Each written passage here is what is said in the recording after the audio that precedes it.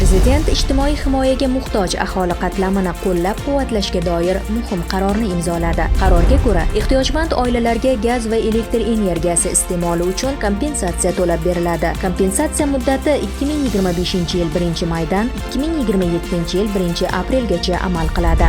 Kimlar kompensatsiya olishi mumkin? Ijtimoiy himoya yagona reyestri axborot tizimi orqali bolalar nafaqasi va moddiy yordam oluvchi oilalar, kambag'al oilalar reyestriga kiritilgan oilalar, shuningdek reyestrlarga kiritilmagan, biroq moddiy ahvoli bo'yicha kam ta'minlangan oilalar mezonlariga to'g'ri keluvchi, oiladagi jon boshiga daromadi minimal iste'mol xarajatlarining 1,5 barobaridan oshmaydigan oilalar. Kompensatsiya qanday tartibda beriladi?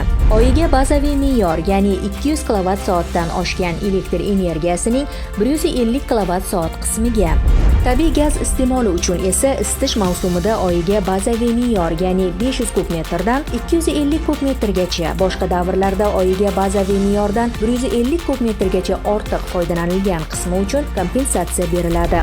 Bunda, masalan, bir oila bir oyda 350 kWh elektr ishlatsa, 200 kW uchun o'z narxida, ya'ni 1-maydan boshlab 600 so'mdan to'laydi. Qolgan 201dan 350 kWh-gacha har bir kWh uchun 800 so'mdan to'laydi. Davlat esa 200 so'mini kompensatsiya qilib beradi. Shuningdek, joriy yilning noyabr oyida reyestrlarga kiritilgan hamda mahalla yettiligi xulosasi asosida reyestrlarga kiritilmagan, biroq yordamga muhtoj oilalarga 1 million so'mdan bir martalik moddiy yordam ajratiladi. Ushbu qaror ehtiyojmand oilalar xarajatini yengillashtirish va elektr hamda gaz uchun ortiqcha mablag' sarflashini oldini olishga xizmat qiladi.